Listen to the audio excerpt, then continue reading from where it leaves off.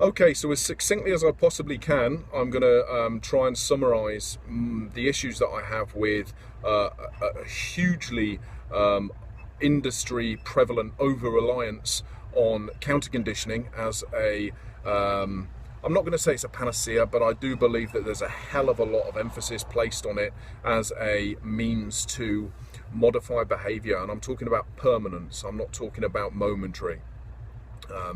So I just want to basically briefly discuss why I consider it to be flawed, not in all, but in a lot of circumstances, why I consider it to be limited in terms of where it is beneficial. But I'm just going to start off by what it is, what counter conditioning is for anybody who's not, for whatever reason, either isn't interested or doesn't quite fully understand.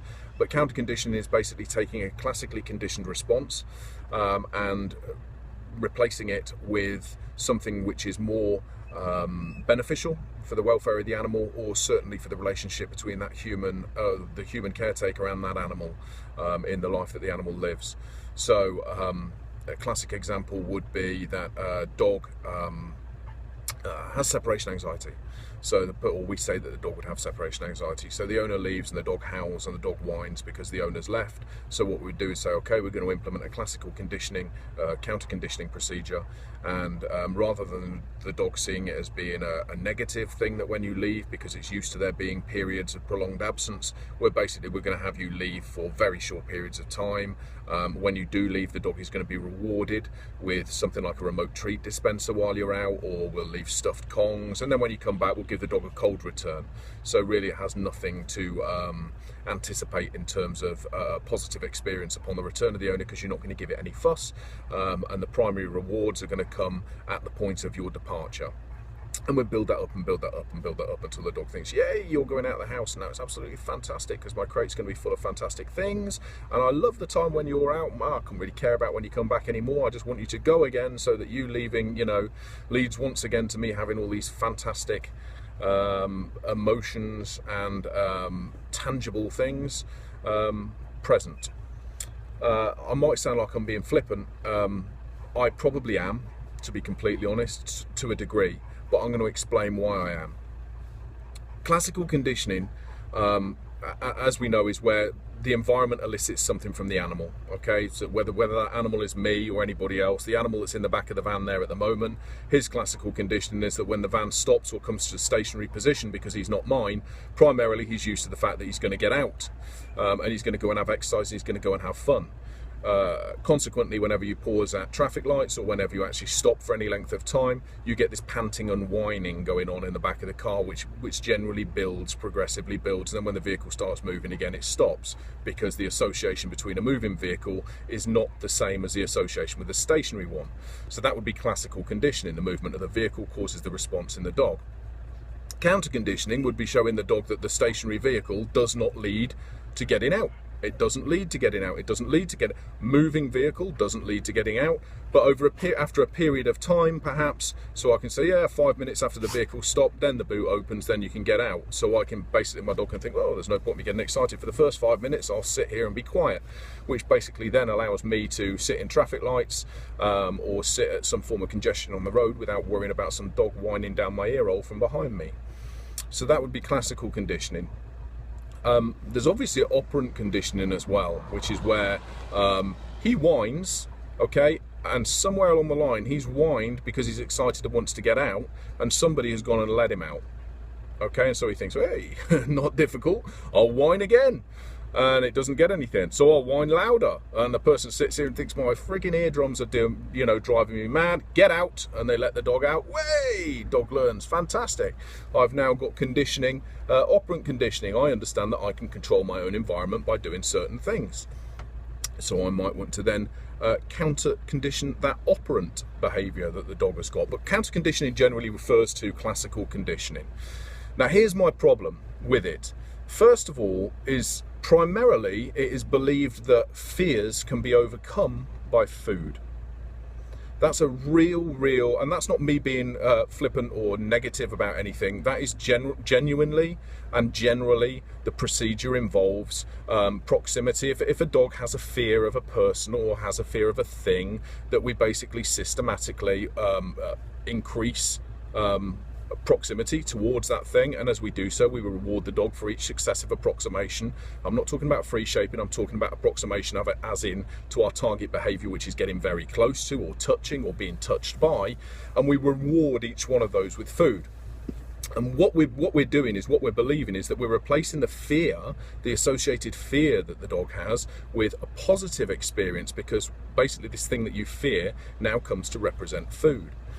Now, I think that it's a hell of a leap of faith. Don't get me wrong, I'm not saying that this can't be done. That isn't what I'm saying. And I'm not saying that it doesn't have a place. I think for very, very mild anxieties, very, very mild, early stage, non-rehearsed fears, it can be very beneficial to use counter conditioning, and I do it, you know. So if I have a dog that's startled as a young pup when it sees a bicycle go past, then the first thing that I'll do is take that pup down and chase after that bicycle and praise the pup whilst we're alongside it and stop, you know, and play around and make the pup think, oh well, it was just a sort of like flash in the pan, it wasn't anything to worry about after all. They're actually quite good, you know, we nothing to worry about. I can then take it on and make it so that the stimulus becomes neutral, so that the pup doesn't care as it grows up about bicycles, because yeah, they once sort of made me start a little bit, but now they're nothing much.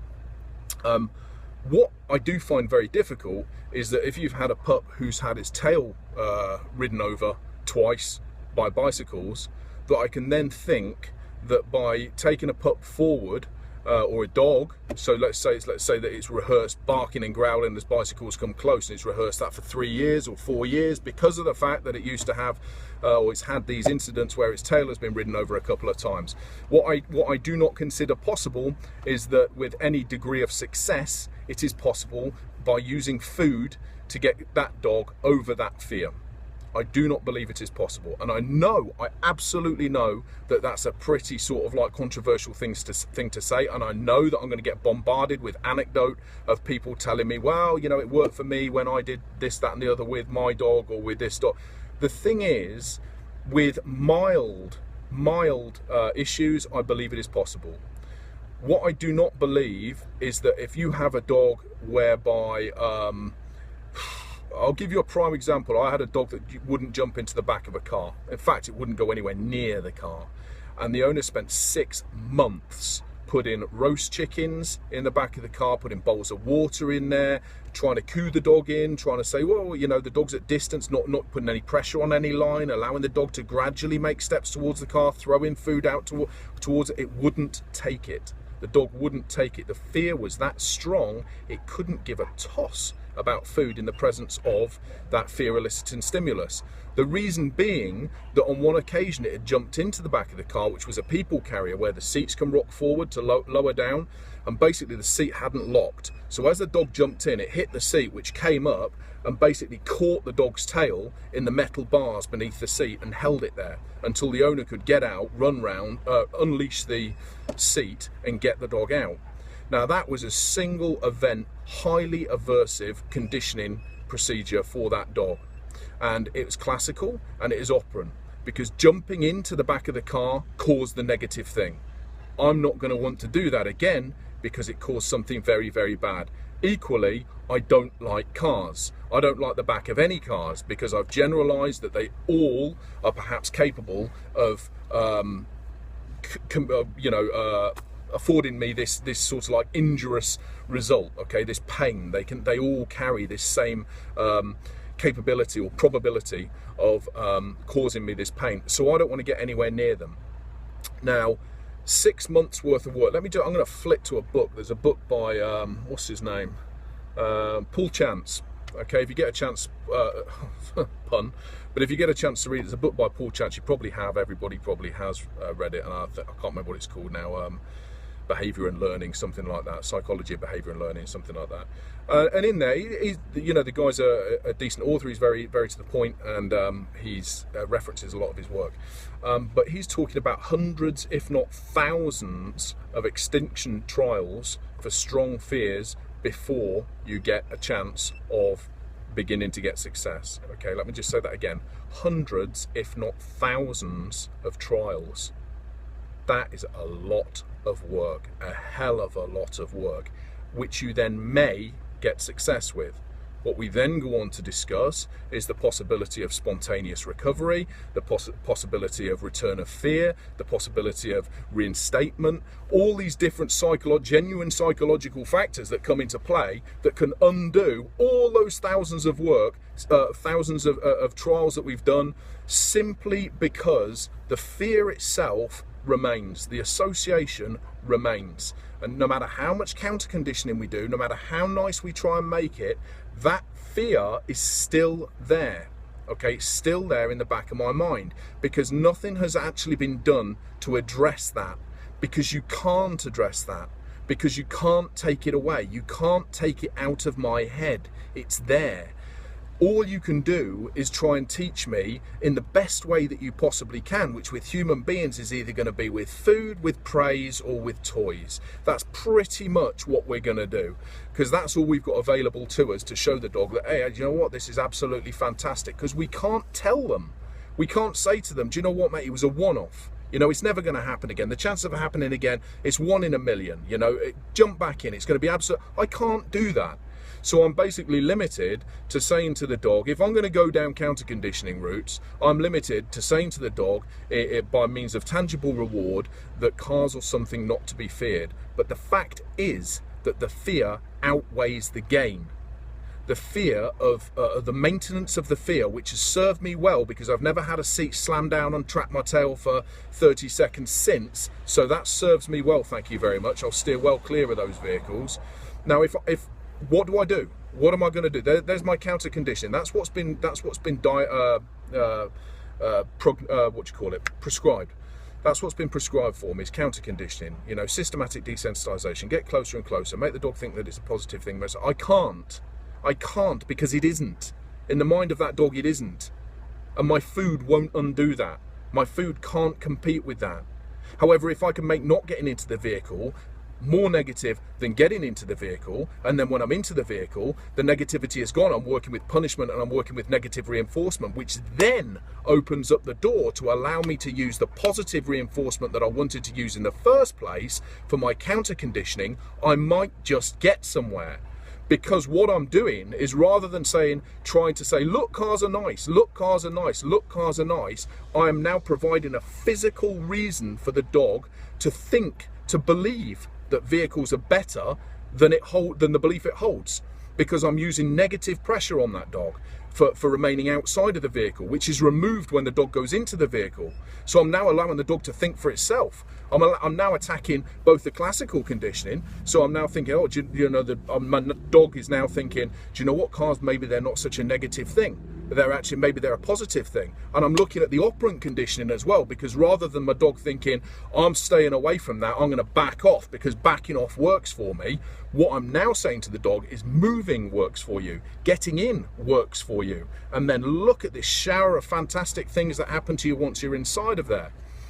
This is like one of the massive flaws with the use or the refusal to accept the fact that negative reinforcement, punishment and negative reinforcement have a very viable place in behaviour modification, because they open up the gates to allow desensitization, training in incompatible behaviour, positive counter conditioning. They allow all of these things to then start to work.